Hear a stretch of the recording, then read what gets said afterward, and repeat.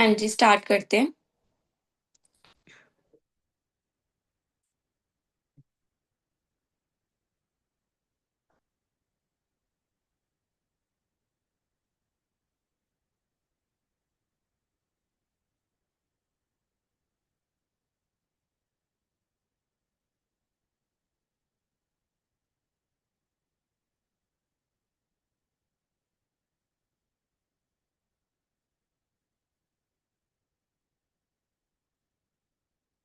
हाँ जी, हमने खासी कॉन्ट्रैक्ट कर लिया था। कॉन्ट्रैक्ट और खासी कॉन्ट्रैक्ट में डिफरेंस जो था वो हमने कंप्लीट कर लिया था। तो अब हम करने जा रहे हैं discuss the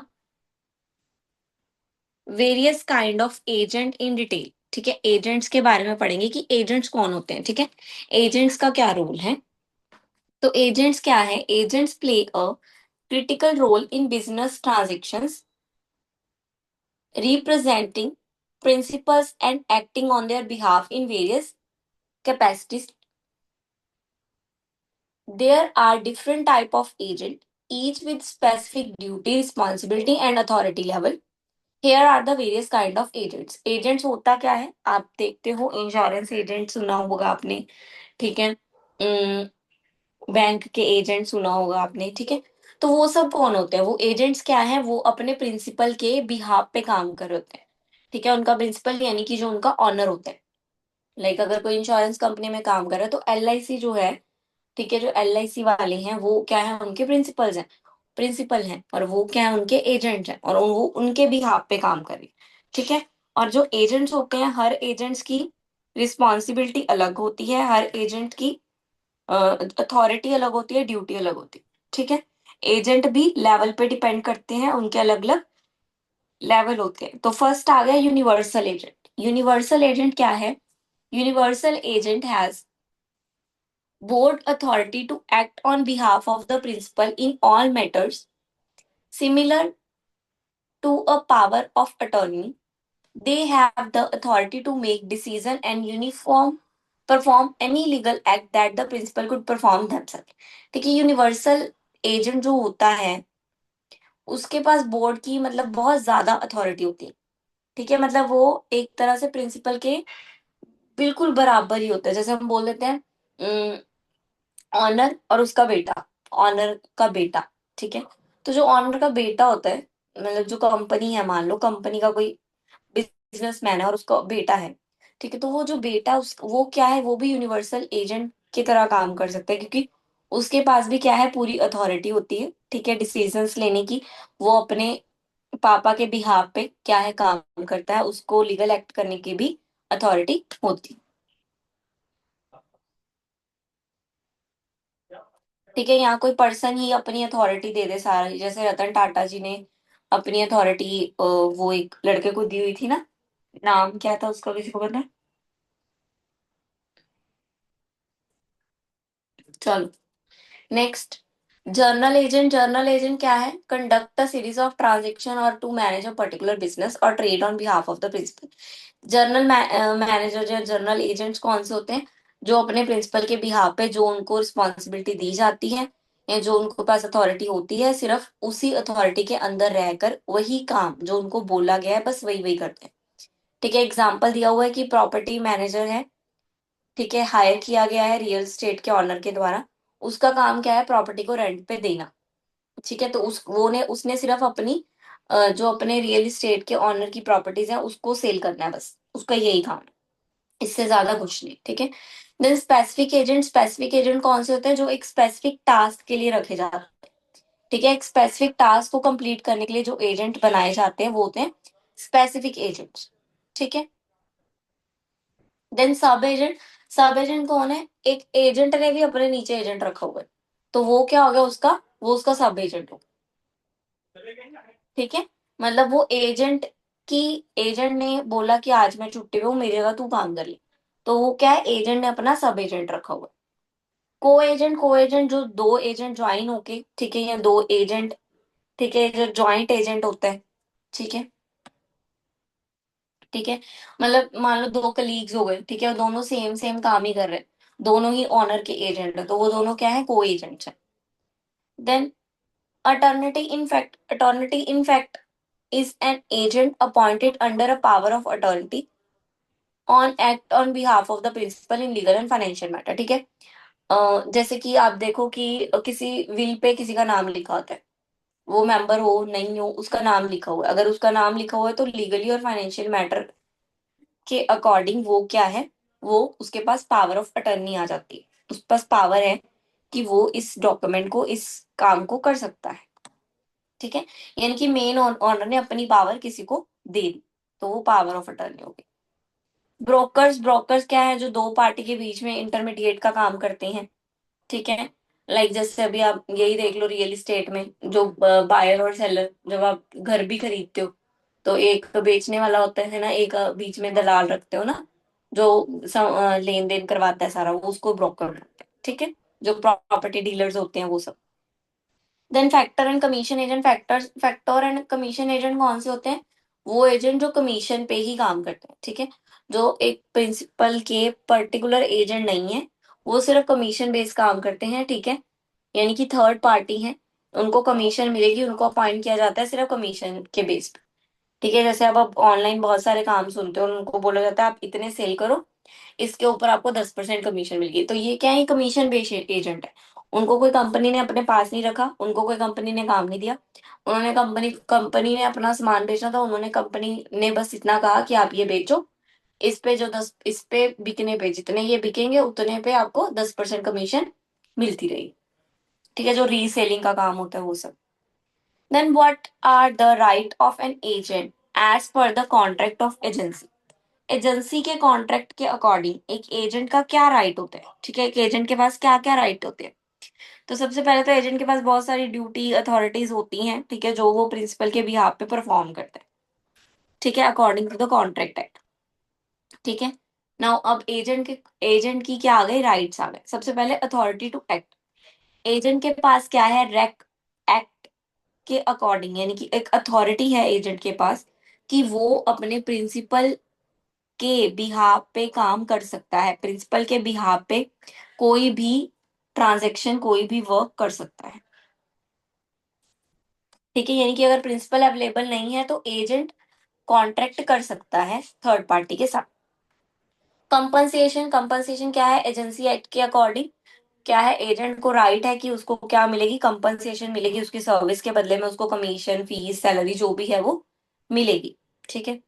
reimbursement of expenses, reimbursement of expenses क्या है, राइट है उसके पास कि जो भी रीजनेबल एक्सपेंस है जो वो कैरी करता है अपनी ड्यूटी परफॉर्म करने के लिए, वो सारे एक्सपेंस वो प्रिंसिपल से अपने ले सकता है। लाइक अगर कोई एजेंट है वो मार्केटिंग का काम करता है, तो मार्केटिंग पे जाने के लिए जो कार, जो पेट्रोल लगता है, वो सारे किस में आते हैं, रीइम्बर्समेंट में आते हैं, वो एजेंट, वो जो है प्रिंसिपल ही पे करता है। एडम्निफिकेशन, एडम्निफिकेशन क्या है, राइट है एडम्निफाइड का। ठीक है। कि कोई लॉस होएगा, कुछ डैमेज होएगा। ठीक है।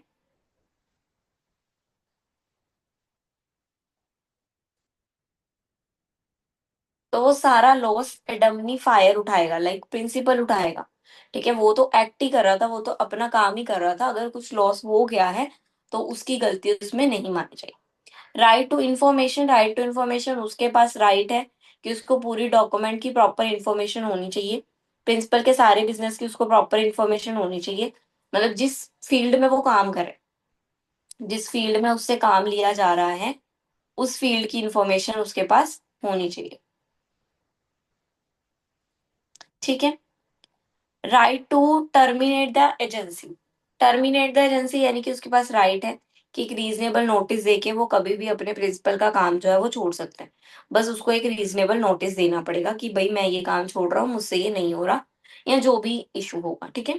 Right to act in principal interest, ये एजेंट का सबसे बड़ा राइट है कि उसको प्रिंसिपल के इंटरेस्ट के अकॉर्डिंग ही एक्ट करना पड़ेगा। ठीक है। ऐसा नहीं है कि एक बिल्डिंग है, वो बेच रहा है। ठीक है। प्रिंसिपल ने बोला उसको 50 की बेचे। ठीक है। तो वो बेच तो रहा है, लेकिन उसने क्या किया, 60 की बेच दी, 10 अपना रख लिया, 50 प्रिंसिपल का रख लिया। नहीं, अगर उसने 60 की भेजी है तो 60 पे भी प्रिंसिपल का ही राइट है। ठीक है। तो मतलब प्रिंसिपल का इंटरेस्ट पहले रखना है उसने।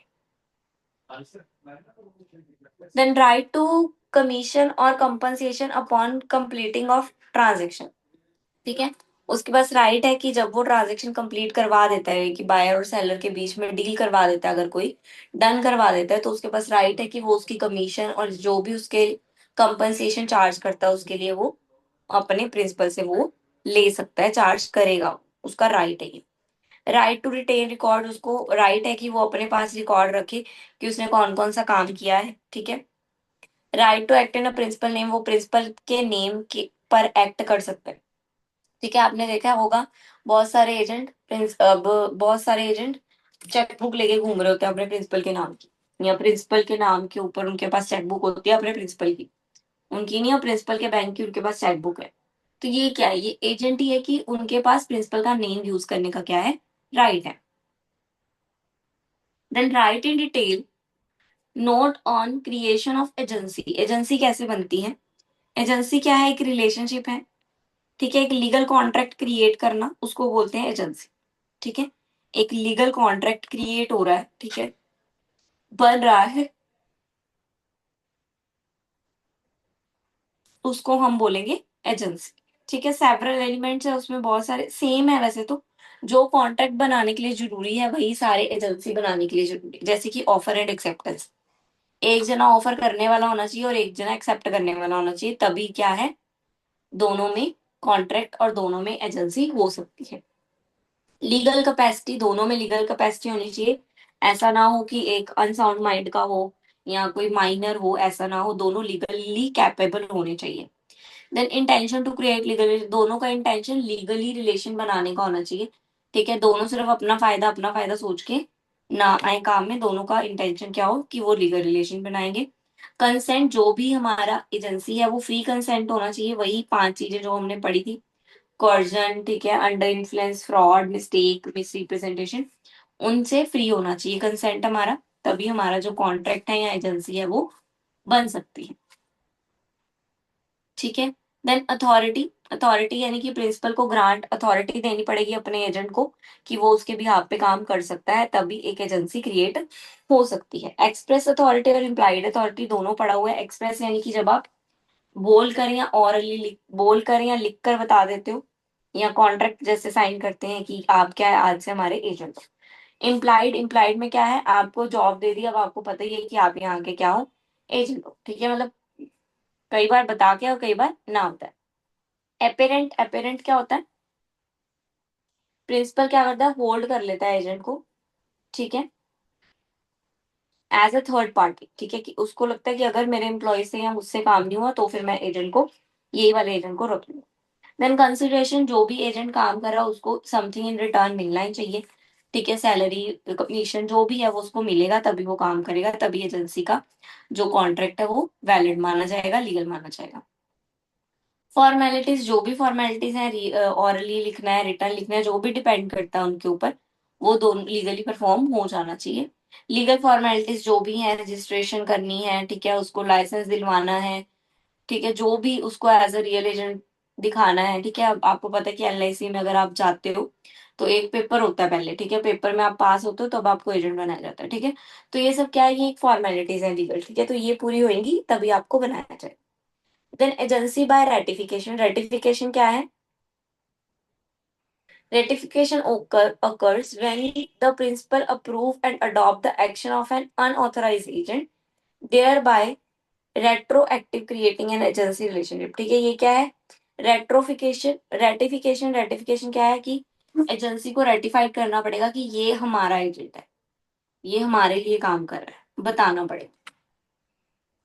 स्टैट्यूटरी रिक्वायरमेंट, स्टैट्यूटरी जो भी एक्स्ट्रा थोड़ी बहुत रिक्वायरमेंट्स होती हैं, ठीक है, कि वो 12वीं पास होना चाहिए, और थोड़ा स्किल्ड होना चाहिए, थोड़ा कम्युनिकेशन होनी चाहिए, कोई पास्ट एक्सपीरियंस है, तो जो भी एक्स्ट्रा हमारी रिक्वायरमेंट्स हैं वो इसमें आ जाएंगी, ठीक है। क्लियर है, ये हमने पढ़ लिया। अभी सेम क्वेश्चन आ गया फिर से, क्रिएटिंग एन एजेंसी, जो हमें हमें अभी ऊपर पढ़ा है हमने, एक क्वेश्चन 2 बार रिपीट हो गया। अब आ गया बेली, बेली आ गया, बेली बेलमेंट का पॉइंट है, बेलमेंट जैसे आपने डमनिफिकेशन किया ना, डमनिफिकेशन में डमनिफायर और डमनिफाई, ठीक है, तो इसी तरह बेली और बेलर होता है, ठीक है। इसमें भी क्या है, एक कॉन्ट्रैक्ट है जिसको बोलता है बेली, ठीक है। बेली क्या है, एक पर्सन है, जैसे एजेंट और प्रिंसिपल है ना, उसी तरह बेली और बेलर है। ठीक है, बेली क्या है, एजेंट है। ठीक है, बेली क्या है, एजेंट है। ठीक है, ये जो इसका कॉन्ट्रैक्ट का नाम है, वो क्या कॉन्ट्रैक्ट का नाम है, बेलमेंट। ठीक है, क्या कॉन्ट्रैक्ट का नाम है, बेलमेंट। तो बेली कौन है, बेली की ड्यूटी क्या और राइट्स क्या है। बेली क्या है, duty to carry for and protect the property during the period of possession. In carrying out their responsibility, bailey have certain right and duty. These are outlined below. ठीक है, एक bailment होता है। Bailment जो बेली और baler के बीच में होता है, बेलमेंट का एक प्रोसेस होता है। ठीक है, बेलमेंट जो बेलर और बेली के बीच में होते हैं। बेली कौन है, जो बेलर से जगह ले रहा है। ठीक है, मान लो मुझे काम शुरू करना है, मेरे पास जगह नहीं है, तो मैंने एक पर्सन से उसकी जगह ले ली, for lease for long time. ठीक है, मतलब एक पीरियड के लिए 5 साल 10 साल मैंने उससे लीज पे ले ली वो जगह। ठीक है, तो मुझे मतलब, या फिर मैं कह लूं कि जैसे ये लाइसेंस ले लेते हैं। जैसे कोई डी फार्मेसी करता है, ठीक है, मेडिकल का काम सीखता है, ठीक है, उसको एक लाइसेंस मिलता है। और कोई दूसरा पर्सन जिसको मेडिकल का काम आता है, वो उसके लाइसेंस को यूज करके, उसके नाम को यूज करके क्या कर रहा है, अपनी दुकान चला रहा है।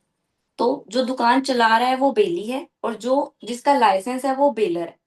ठीक है, दोनों में जो कॉन्ट्रैक्ट हुआ वो बेलमेंट का कॉन्ट्रैक्ट हुआ। ठीक है, कि इतने पीरियड के लिए मैं तुझे अपनी जगह दूंगा या लाइसेंस दूंगा, उसके बदले में तुझे मुझे पैसे देने पड़ेंगे। ठीक है, मेरे लाइसेंस को यूज करने के तुझे मुझे पैसे देने पड़ेंगे।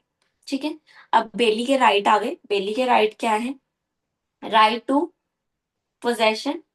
बेली के पास राइट है जो भी property,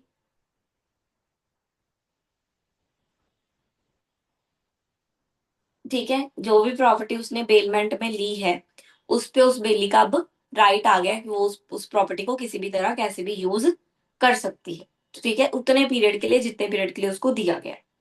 right to use, right to use वही है कि वो उस प्रॉपर्टी को अपने पर्पस के लिए यूज कर सकती है, लेकिन कितने पीरियड के लिए, उतने पीरियड के लिए जितनी पीरियड की बेलमेंट हुई है दोनों में। राइट टू कंपनसेशन, बेली के पास, बेली को राइट है कि उसको बेलर को कुछ ना कुछ कंपनसेशन में देना पड़ेगा इन रिटर्न। ठीक है, पेमेंट फीस कुछ भी उसको देना पड़ेगा। Right to sue for damages, ठीक है, bailee has right to sue for damages if the bailer breach the term of the payment agreement or if the bailor property is damaged or lost due to the bailor negligence or breach of duty। एक minute, बेली और baler, बेली कौन है, पहले ये clear हो जाए।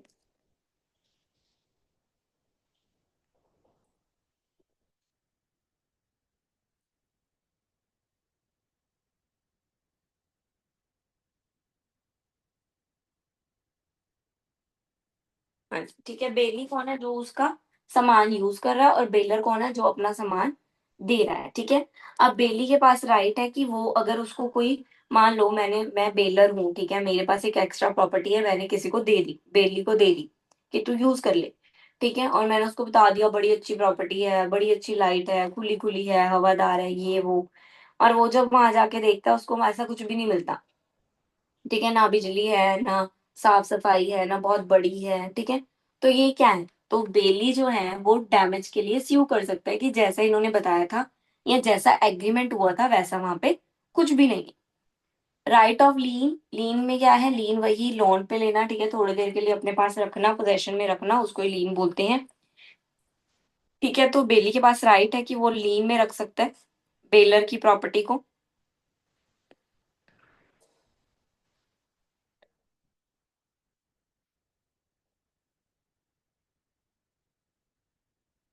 Then right the terminate bailment, उसके पास ये भी राइट है कि बेली को अगर कॉन्ट्रैक्ट डैमेज लगता है या उसको लगता है कि बेलर फेल हो गया उसको पूरा करने में, तो बेली जो है उसको कॉन्ट्रैक्ट को खत्म भी कर सकता है। नाउ ड्यूटी आ गई बेली की। अब बेली की ड्यूटी क्या है, बेली को जगह मिल गई है, सब कुछ मिल गया है, बेलर ने उसको दे दिया है सारा कुछ, तो उसकी ड्यूटी बनती है कि ड्यूटी ऑफ केयर, केयर करे। ठीक है, प्रॉपर चीज जो जो भी उसने दी है उसकी प्रॉपर्टी है, उसकी केयर भी करनी है। ऐसा नहीं किसी और की प्रॉपर्टी है तो जैसा मर्जी जाने दो। Duty to use property as agreed, ठीक है, जितना अग्री बोला, जितना उन्होंने बोला गया उतना ही वो यूज करे प्रॉपर्टी को, एक्सट्रीम यूज ना हो। रिटर्न प्रॉपर्टी, उसकी ड्यूटी बनती है कि वो बेलमेंट का पीरियड खत्म होने के बाद जो प्रॉपर्टी है वो वापस बेलर को दे दे उसकी, ठीक है। Duty to account, duty to account क्या है, एक्यूरेट रिकॉर्ड बनाए प्रॉपर्टी का, ठीक है, जितना वो यूज कर रहा है, जितना डैमेज हुआ उतनी देर में प्रॉपर्टी, ठीक है, प्रॉपर उसका अकाउंट बनाए।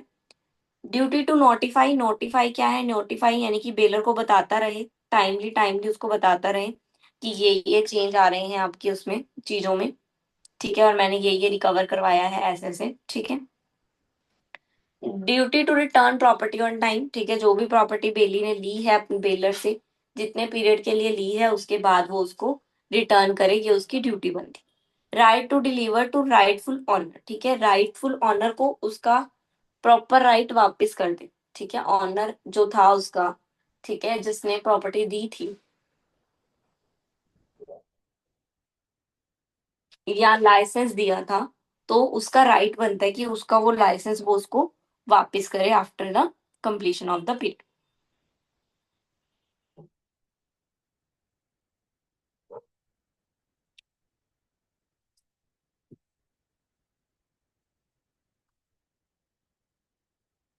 Now discuss the essential of a valid contract of sales in retail. Sales में वैलिड कॉन्ट्रैक्ट का एसेंशियल सेम है, कॉन्ट्रैक्ट का एसेंशियल सेम है, जहाँ पे कॉन्ट्रैक्ट आ जाए, एजेंसी आ जाए, ठीक है, उन सबका सेम है कि ऑफर और एक्सेप्टेंस होनी चाहिए। पार्टीज जो है वो कॉम्पिटेंट पार्टीज होनी चाहिए, दो पार्टी यानी कि बायर और सेलर दोनों की जो लीगल कॉम्पिटेंसी है वो होनी चाहिए, वही माइनर ना हो, ठीक है, और क्या कहते हैं, अनसाउंड बॉडी ना हो, अनसाउंड माइंड ना हो, दोनों की इंटेंशन हो कि वो लीगल रिलेशनशिप क्रिएट करना चाहते हैं, सेम ऊपर वाले वो ही है पॉइंट्स। सब्जेक्ट मैटर, जिस सब्जेक्ट पे वो क्या कर रहे हैं, डील कर रहे हैं, वो सब्जेक्ट मैटर करता है, ठीक है, वो जो सब्जेक्ट है वो अनलॉफुल ना हो, ठीक है।